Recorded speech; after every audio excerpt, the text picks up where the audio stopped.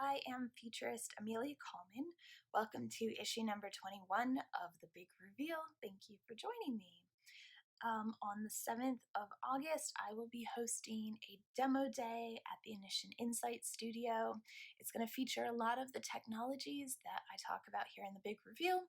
So if you'd like to come along, please just send me a message. We would love to have you. Okay, audio laser. So at MIT, they have figured out a way to transmit audio through as a laser directly into somebody's ear from 2.5 meters away in a way that only that person can hear and nobody else around them can. So the decimal level is about 60 decimals, so it's kind of like a whisper. It's kind of the same volume as kind of background sound.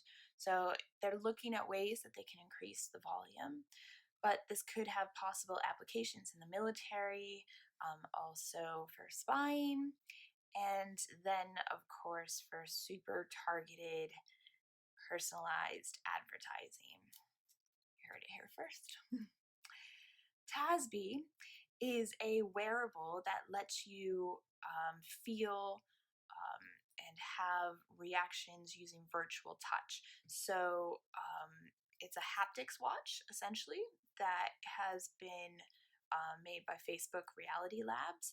And instead of using controllers to interact in things like virtual and mixed reality, the idea is that you would just have this kind of wristwatch that would be able to send tension messages and cues to your hands, so you wouldn't have to have wearables, and then also to hopefully be able to interact with virtual items such as holograms. Silent speech. So at the University of California in San Francisco, they have been able to take the messages that you send from your brain to your mouth and your larynx and your tongue to talk and turn that into speech and text. So people who are paralyzed and unable to talk, they can still use their thoughts to try to send the signal to speak and talk, and then that is able to translate into speech and into text. So one of the companies that's financing this is Facebook, because they are looking at a future where you're going to be able to send text messages simply through your thoughts alone. Speaking of Facebook, Libra is their new proposed currency. So one thing I want to say is that Libra actually isn't a cryptocurrency like Bitcoin. It is more or less a standardized cross-border monetary unit.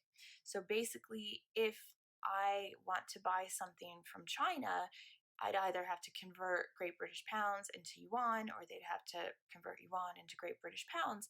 But essentially what this is saying is they're offering a third currency, a virtual currency that is attached to a real world basket of currency. So one thing that's really interesting about this is it's got everybody in a tizzy because nobody trusts Facebook anymore, basically. But Kenya's M-Pesa has been doing this exact same thing for the last 12 years very successfully. And they have done it without the need to create a new currency or have companies invest tens of millions into it, which is essentially what Facebook is trying to do. And also, I'm a bit smug because I think in 2017 I totally called this and said that Facebook should go into this area. And yeah, so here we are. Saint Noire. So this is a game that includes a board game as well as Amazon's Alexa, and what it does is it has 12 different voice actors who you play this game, and you're the detective, and you are giving clues and hints, and you ask questions, and you're interacting, and you get these different stories told, and you need to be able to solve the puzzle, which is really cool. So it was founded by, it's X2 Games, which was founded by one of the founders of Atari, as well as a Hollywood film producer. And they're looking at this as a possible, it's a first for entertainment, and it's a possible new way to use technology to have these kind of immersive gaming experiences. So the game is available on Amazon for 40 quid, and it sounds really cool. It can be one player to as many players as you want, and it also you never get the same result twice, which is pretty cool. AquaSight. So now researchers at Thomas Jefferson High School of Science and Technology, which a fun fact is where I'm from, and it's also where Dave Grohl went to school, and the University of Maryland have developed an AI-powered Android app, which allows anyone anywhere in the world to be able to find out the quality of water with up to 96% accuracy by just using the camera on their smartphone. So I think that is really cool. Neuralink. I've written about this before and I talk about it quite often. So this is Elon Musk's company that is exploring brain-computer interface, and basically they have debuted the prototype of the technology that they hope to be starting testing on humans as early as early 2020 basically.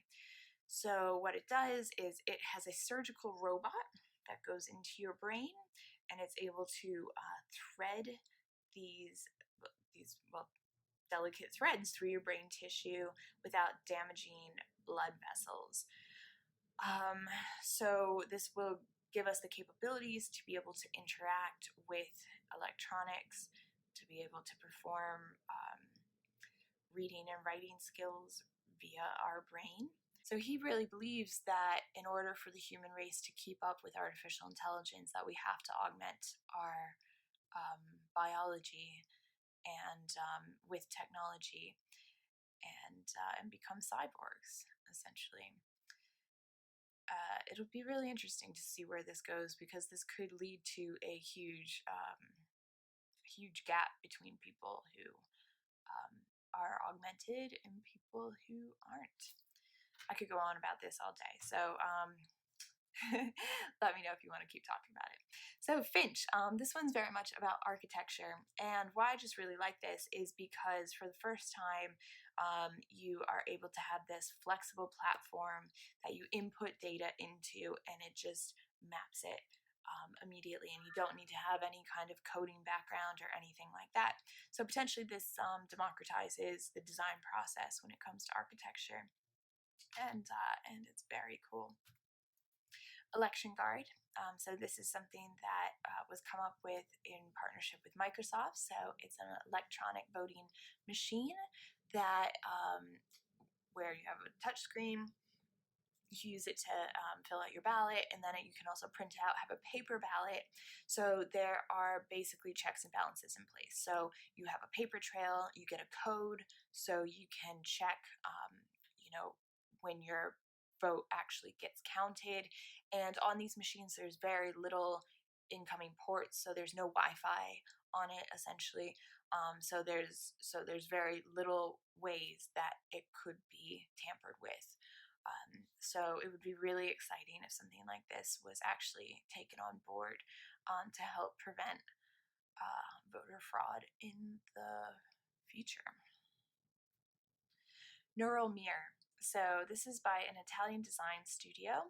They've created this thing called Neural Mirror, and basically you look into a mirror and you see a reflection of yourself, and then that starts to go away, and what builds in its place is the AI's reflection of you. So when you look into the mirror, the AI is reading things like your gender, ethnicity, age, emotional state, and then you get to see what the AI actually thinks of you and the image that it creates. So then these are printed off and people get to take these home. The code is printed, and you have a little self-portrait made by an AI. So I think that's a really cool use of technology in an experiential way. Okay, that is what I have for you this month. Thank you again for joining me. Please feel free to like, share, and subscribe. And hopefully, I see you on the 7th of August at our demo day. I will be taking off August, so I'll be back in September. So, thank you guys again for joining me. Take care. Bye.